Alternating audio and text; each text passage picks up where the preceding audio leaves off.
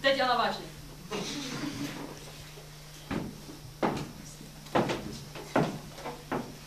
Učit se. To vám nejde, co? To vás nebaví. Vy si radši napíšete nějaký ten papírek, dneska si to posíláte v SMS-kách.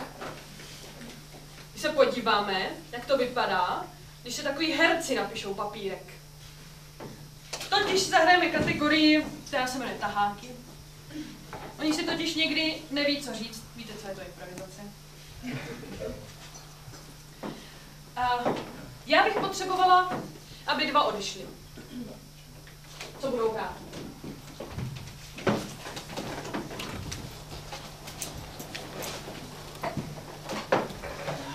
A od vás budu potřebovat 4 věty, které napíšeme tady na ten papírek a každému dáme 2. A oni budou hrát a v okamžiku, kdy jim dojdou slova, tak si vytáhnou tady ten svůj tahák, který mají napsaný, co mají říct od vás a budou ho prostě muset zapojit tady do té improvizace. Tak, co by mělo zaznít? Měl jsem hlad, ale v lednici byl jen kečup a pivo. Děkuji. Tady aktivní žák, z toho si vemte příklad. Zohledníme to na konci školního roku. Zvorný pány. Akorát to bude chvilku trvat, než to napíšu. Měl jsem hlad. Jakže to bylo dál, ale v lednici byl jen kečup. A pivo kačínko.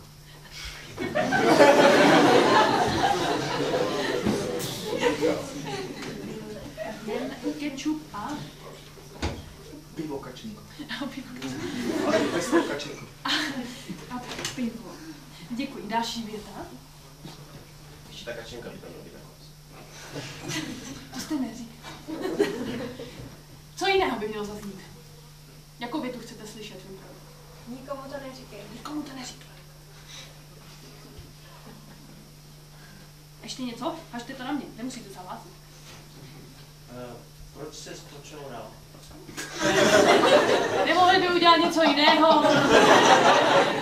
To je ta první B, že? Vlastně mají pořád problém. Proto jsme je dali vedle záchodku a stejně to nepomohlo. Proč se co? Něco jiného místo čůrání. A já vím, o koho jde. My jsme o tobě mluvili ve sborovně. Tohle ti nepomůže. Nějaká jiná věta? Proč se přežral? Děkuju.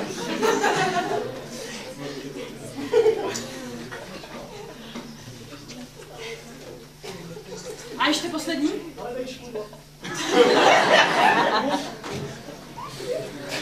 Děkuji, to je krásné. Tak prosím, zavolejme Simi s Jozískem a vás opět prosím o téma, ve kterém se bude hrát tato improvizovaná scénka. Děkuji. Ještě něco třeba školního? Nějaké téma. Pojďme. Vato školu teďka. Co? Zkoušení u tabule. Zkoušení u tabule, děkuji, to je pěkné. Ještě něco konkurenčního. Školní kotelna. Školní kotelna.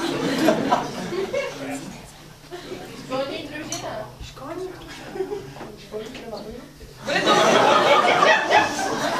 to školní kotelna, ale nechci tam vidět žádný spalování. Nikdo z vás se tam nespálí.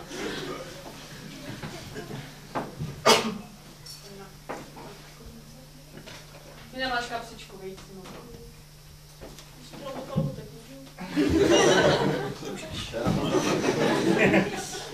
Takže prosím, taháky a školní kotel.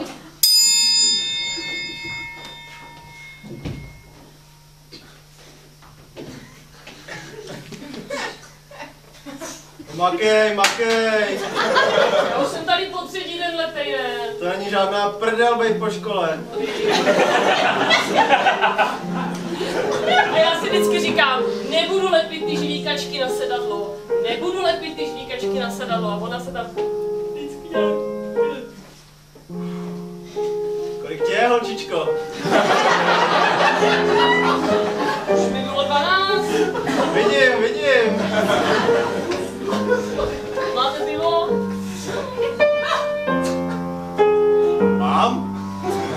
zlato.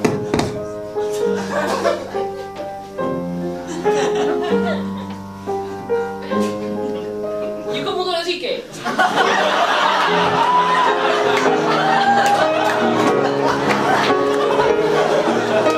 Ale to se můžeš spolehnout.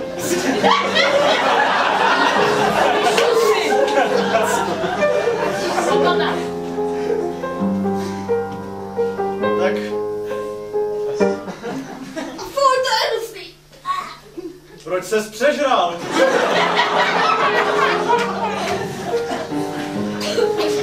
Protože mi máma doma nedávala nic k jídlu, tak jsem vždycky s ním a i na obědě těm spolužákům něco, no. Tak co? Chudej osud, chudý holky. Já nevím, už to brácha pije. Protože je pak povolnější, víš? A tady to taky.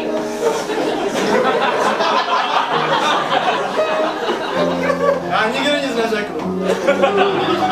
Jsem to slíbila.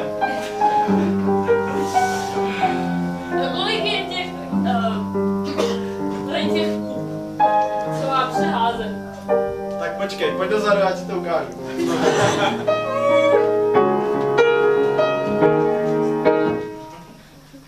Měl jsem hlad, ale v lednici byl jen kečup a pivo. Přesně to mě teďka napadlo.